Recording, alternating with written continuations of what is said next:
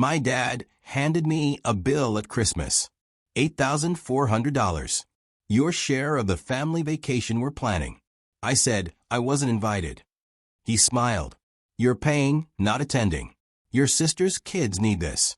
I wrote the check to a lawyer.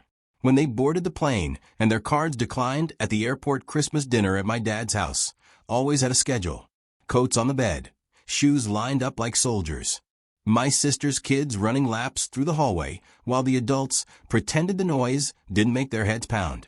I should have known something was off the second I saw them matching Bakuri 2026 sweatshirts folded on the back of the couch. 3 of them, all kid sizes, none in my daughter's size. My daughter, Nora, stood by the tree with her hands behind her back, rocking on her heels the way she did when she was trying to be brave. She was 9, quiet, polite, the kind of kid who says excuse me to the dog. She'd worn the green dress she picked out herself. She'd even curled the ends of her hair because she wanted to look like a real grandkid. That sentence still makes my throat tighten. Dinner ended the way it always did. Plate scraped. My sister Beth accidentally forgot to bring the salad she promised. My dad poured himself a second drink before the pie was even cut. Then he did the thing he loved most. He made an announcement. He stood up in the living room like he was about to hand out medals. Beth's kids lined up without being told. They knew the routine. My dad liked to give gifts in a certain order, like it proved something. He held up 3 white envelopes. Not Christmas envelopes, airport envelopes, the kind with bold print and a little airline logo in the corner. Beth's oldest, Tanner, got one. He ripped it open and screamed because it was a printed itinerary. Plane tickets, his name in big letters. Family vacation. Beth's middle, Kenzie, got one. Same reaction, same squeal. Beth's youngest, Milo, got one and immediately started flapping it around like a bird. Everyone laughed. My dad smiled like he'd invented joy. Then he looked at Nora. He didn't hand her an envelope. He just nodded at her like she was an extra in the scene. Nora's smile stayed on her face for a second too long, then slid off in a way that made my hands go cold. She glanced down at the floor and fiddled with the ribbon on her dress. I waited for my dad to say her name. He didn't. He cleared his throat, turned toward me, and slid a 4th envelope across the coffee table. This one was thicker, heavier, he said, loud enough for everyone to hear. I figured it's best to be upfront. I opened it. Inside was a single sheet of paper typed. Neat, like a bill from a dentist. $8,400, your share. Under it, in smaller print, a breakdown. Flights, resort, car rental, park tickets, emergency fund, even souvenirs for the kids, my share. I stared at it. So long the numbers started to blur. I looked up. What is this? My dad's eyes flicked to Nora for half a second, then back to me. A family vacation, he said like I was the slow one. We're planning it. I swallowed. I wasn't invited. Beth made a little noise in her throat, like a warning. Like I was about to embarrass her. My dad didn't even blink. He smiled. Not warm. Not awkward. Confident. You're paying, he said. Not attending. Your sister's kids need this. For a second, the room felt too quiet. I could hear Nora's shoes squeak against the hardwood as she shifted her feet. I could hear the Christmas lights buzzing on the tree. I could hear my own pulse in my ears. I forced my voice to stay level. So, you bought tickets for Beth's kids, and you made a budget, and you decided my role was what? Sponsor. My dad shrugged. You do well for yourself. Beth jumped in fast. Dad, don't make it sound like that. Larry, it's just you know how hard it's been. I almost laughed. Not because it was funny, because it was familiar. How hard it's been in my family. Always translated to Larry will handle it. Nora took a tiny step closer to me. Her hand brushed my sleeve. I looked down, and she whispered so quiet I barely heard it. Did I do something wrong? And that was it. Not the bill, not my dad's smirk, not Beth acting like this was normal. That question from a kid who had already worked so hard to be small. My throat tightened. My hands shook, but I kept my face still. I bent down, kissed the top of her head, and whispered back, No, you didn't. Then I stood up and folded the paper once carefully, like I was putting away something sharp. My dad watched me like he expected a fight. I didn't give him one. I just said, "I'll think about it." And I took Nora's coat from the chair. Beth's eyes widened. "Larry, don't." I didn't slam the door. I didn't yell. I didn't knock over a decoration. I just left. Nora held my hand so tight in the driveway that my fingers went numb. In the car, she stared out the window the whole ride home, blinking fast like she was trying not to cry. I drove with my jaw clenched, thinking about every time I'd convinced myself my dad was old-fashioned or set in his ways, as if that made cruelty less real. And I kept seeing those 3 white envelopes and the empty space where Nora should have been. I'm Larry. I was 39 then. I lived in a 2-bedroom rental outside Columbus. I worked as a journalist. Local investigative stuff, city contracts, corruption stories, that kind of work that makes you unpopular at parties but helps you sleep at night. Nora came into my life 2 years earlier. She wasn't my biological kid. She was my late wife's niece. After my wife died, Nora bounced around between relatives who meant well, but treated her like an inconvenience. I stepped in because I couldn't stand the thought of her growing up feeling unwanted. I adopted her not because I was trying to make a statement, because she was already mine in every way that mattered. My family acted supportive at first. They used the right words. They brought a casserole. They told people at church how generous I was. But the tone shifted fast. Nora didn't match their picture. She didn't share my last name originally. She didn't have Beth's kids' loud confidence. She didn't call my dad Grandpa in a booming voice. She called him Sir for the first month, because she didn't know what she was allowed to call him. My dad pretended not to notice her. Beth treated her like a guest who stayed too long, and I kept trying because that's what I always did. I tried to earn love in my family with effort and money. It didn't start with big asks. It started with little ones. Can you cover Dad's prescription this month? He'll pay you back. Can you help with Milo's braces? Insurance is being weird. Can you put the plane tickets on your card? We'll Venmo you. They always said we. They always met me. Over the years, I paid for my dad's new water heater when his finally gave out. It didn't finally give out. He just liked a nicer model. Beth's minivan down payment after she cried at my kitchen table about needing something safe for the kids. The family phone plan because my dad liked the idea of one bill. And Beth liked the idea of not paying it.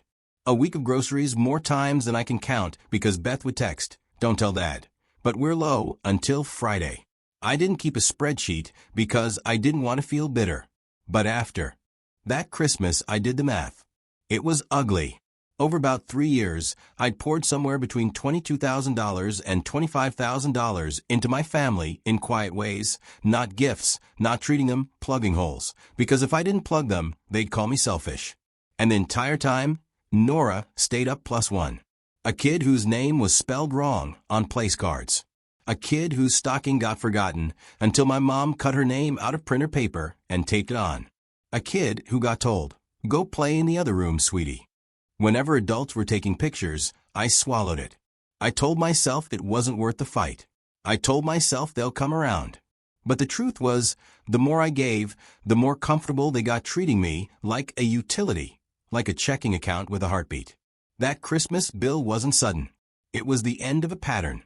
My dad had been furious the year before when I refused to co-sign a loan Beth wanted for a bigger place. I told him no calmly, firmly. Not because I wanted Beth to struggle, because I'd seen how she treated money, how she treated consequences. My dad took it personally, like my refusal was disrespect. After that, the little slides started stacking up. Nora didn't get invited to Cousin's Day at Beth's. Nora wasn't included in the group chat photo dump because it was too many pictures already. Nora's birthday card for my parents was addressed to not twice. When I corrected them, my dad laughed and said, "You know what I meant," and I let it slide because it was easier than starting a war until you're paying, not attending. Until Nora asked if she did something wrong. That was my last straw because it wasn't just about a vacation. It was about what the vacation represented. A family event where they planned to make memories and take pictures and post captions like blessed. And my child wasn't part of that family unless my money was. The next morning, I made coffee and sat at my kitchen table while Nora watched cartoons in her pajamas. She laughed at something on the screen, and it sounded thin, like she was forcing it. I stared at the bill again. $8,400. My dad had the nerve to price out souvenirs like it was a line item. I didn't call him. I didn't text Beth. I opened my laptop and searched for the lawyer my coworker had used during her divorce. Not because I was getting divorced, because I needed someone who wasn't emotionally tangled in my family to tell me what I could do cleanly legally. Final. Her name was Priya Patel. Her office was in a brick building downtown with a lobby that smelled like lemon cleaner and old paper. When I called, her assistant asked what I needed. I heard myself say, I need to separate finances from family. The words came out steady, even though my hand was shaking. They gave me an appointment for that afternoon. I used a sick day. I didn't tell anyone. I drove downtown with the bill in my pocket like it weighed 10 pounds. In Priya's office, she didn't flinch when I laid the paper on her desk. She read it once, then looked up at me. Do you have any joint accounts? She asked. I nodded. One checking account with my dad. It's old. He convinced me to open it for emergencies after my mom died. Any shared credit lines? I swallowed. My dad is an authorized user on one of my cards. Beth is on another. I added them years ago for family emergencies. Priya's face didn't change, but her voice went very calm.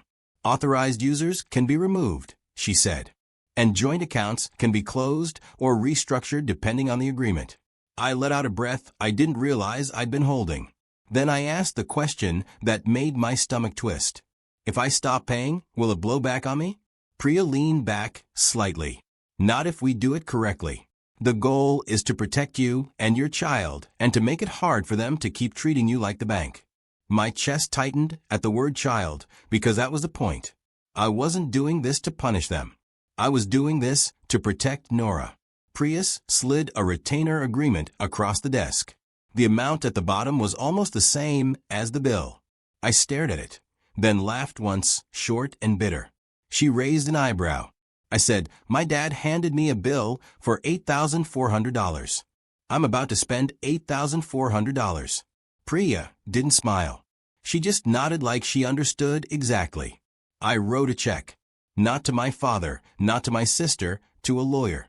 And when I handed it over, my hand stopped shaking because it felt like choosing my own spine. That night, after Nora went to bed, I sat on the couch with my laptop open and did what my family had never expected me to do. I took control. I logged into my banking app. I stared at the joint checking account with my dad, an account I'd used for years to transfer money when he texted needed help. The balance wasn't huge, but it didn't matter. It was symbolic. It was a leash. I clicked into the account settings and started the process to close it. The app asked me to confirm, then confirm again. It warned me. Closing a joint account may require both parties. I took screenshots. Then I called the bank's customer service line and asked for a supervisor.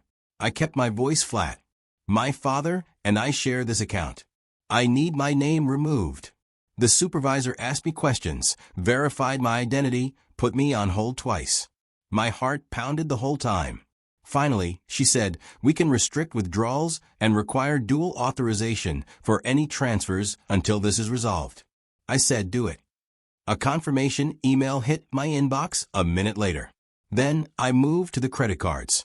The first one, my dad's authorized user status, took less than 5 minutes. I clicked Manage Users. I hovered over his name for a second, not because I doubted myself, because I could practically hear his voice in my head. After everything I've done for you, I clicked Remove. The site asked, are you sure? I clicked Yes. Confirmation screen, then Beth's card. She was on my travel card, my work trips, and hotels card. I had added her when Milo was born early, and she'd cried about hospital bills. She'd promised she'd never use it unless she asked. She used it anyway. I'd caught charges for Target in a nail salon once. She'd laughed it off. It was an accident. I grabbed the wrong one. Sure. I removed her, too. 2 confirmation emails, 2 sever cords. Then, I turned off autopay on the family phone plan I'd been covering. I transferred Nora's phone number to a separate plan under my name only. I did it all like I was filing a story. Step by step, screenshots, receipts, not emotion, just facts. When I finally closed my laptop, it was after midnight. My living room was quiet. The Christmas tree lights blinked like nothing had changed. But I felt different, not angry, clear. The next morning, my phone started lighting up. First my dad, then Beth, then my dad again. I let them go to voicemail while I made Nora oatmeal. She came into the kitchen, rubbing her eyes. "Are we still going to Grandma's for Christmas brunch?" she asked careful. I crouched beside her. "No," I said. "Not this year."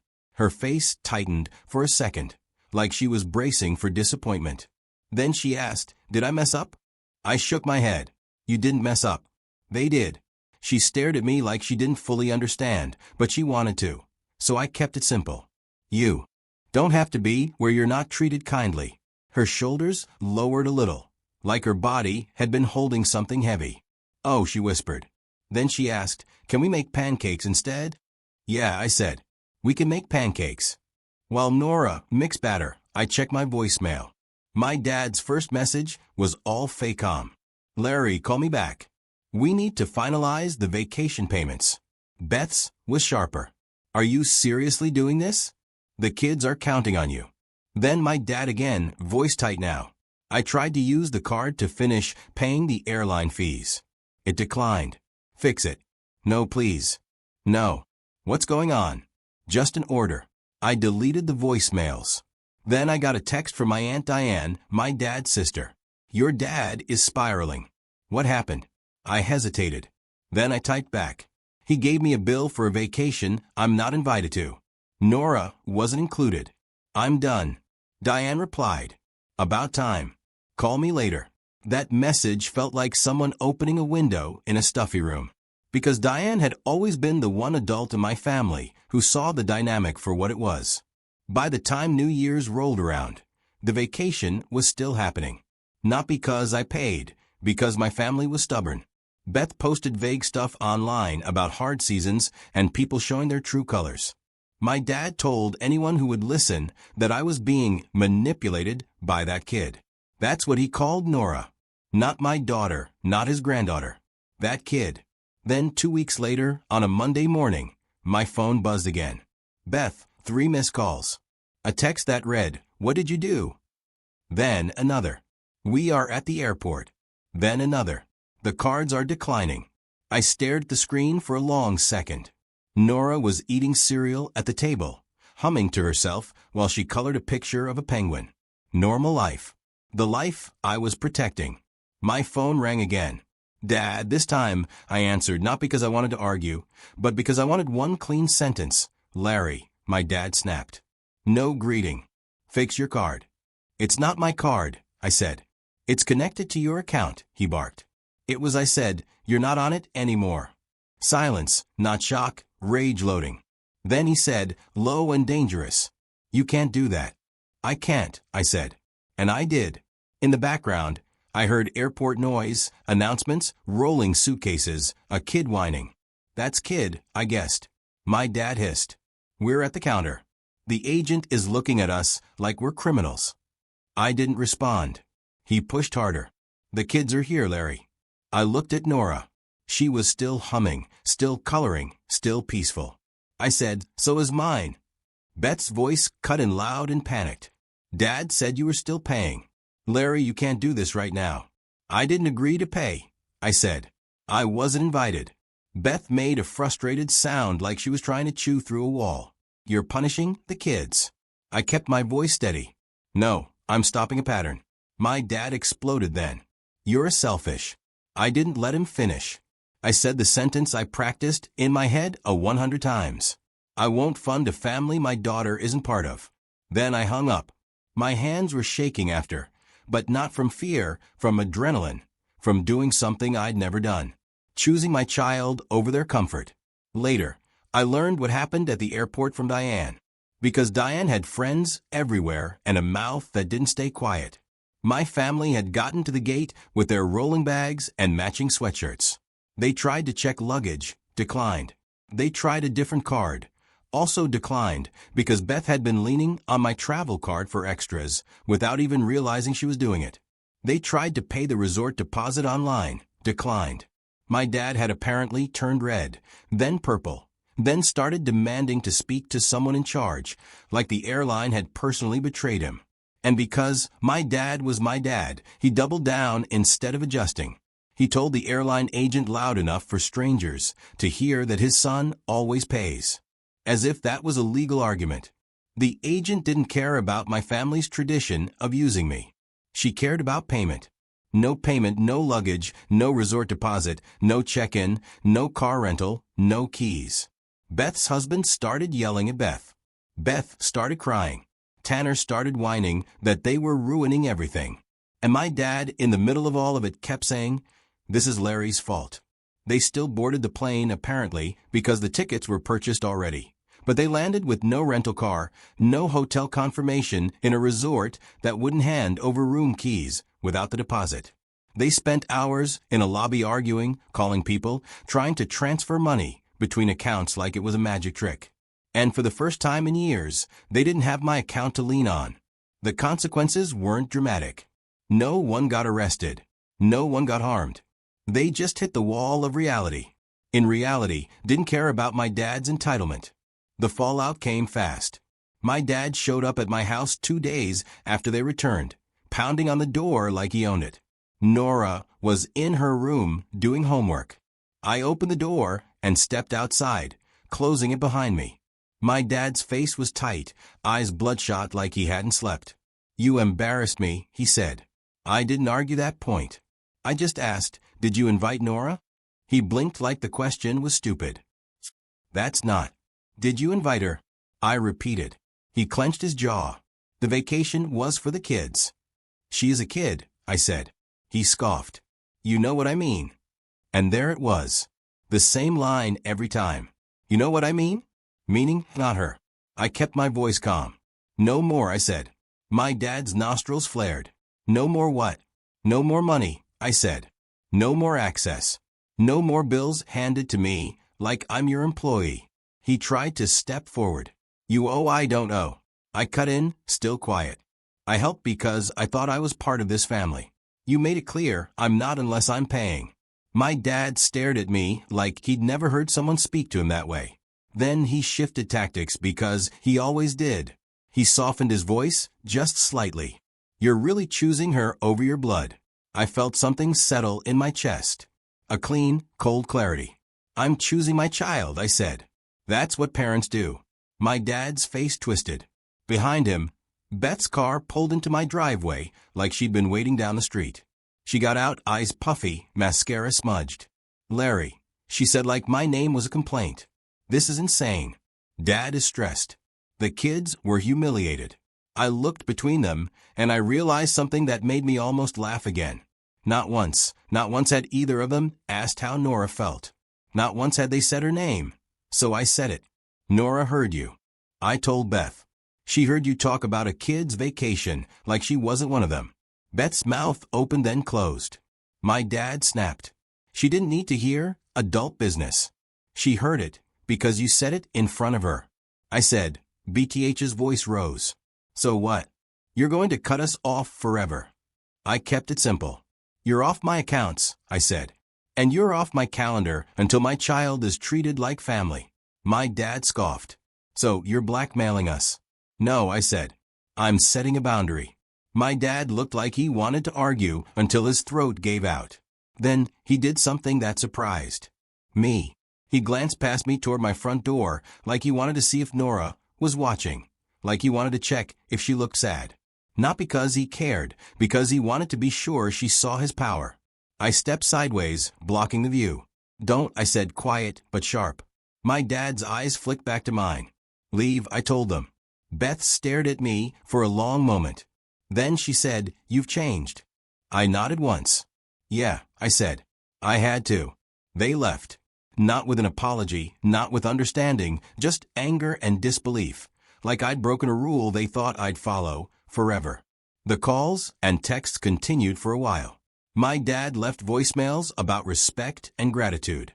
Beth sent paragraphs about how I was punishing children. One cousin messaged to say I was being dramatic. Then Diane called me and said, "Ignore them. They're only loud when the wallet walks away." A week later, Nora came home from school with a little paper snowflake she'd made in our class.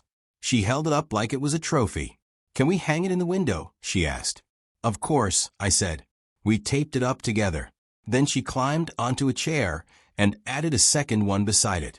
"This one is for us," she said, pointing at the first. "And this one is for like the people who actually like me." She said it casually, like she was talking about favorite colors. But my chest tightened anyway. I crouched beside her. "You're liked," I said. "You're loved." She nodded, but she didn't look fully convinced. So I did something small. I pulled out my phone and texted Diane. "Nora and I are doing our own little holiday night this weekend. Want to come?" Diane replied almost immediately. "I'll bring cocoa and my loud opinions." That Saturday, Diane showed up with marshmallows and a board game. My neighbor, Mrs. Keller, came too. An older woman who'd watched Nora grow from shy to slightly less shy. We made grilled cheese. We watched a silly movie. We laughed. Nora laughed the most when Diane accidentally cheated at the board game and then defended herself like a lawyer. At the end of the night, Nora fell asleep on the couch with a blanket tucked under her chin. Diane stood in my kitchen while I rinsed mugs. She said softly, "You did the right thing." I didn't say I know because part of me still hurt. A part of me still wanted my dad to look at Nora and see what I saw. But Diane was right. Right didn't always feel good. Right just felt steady.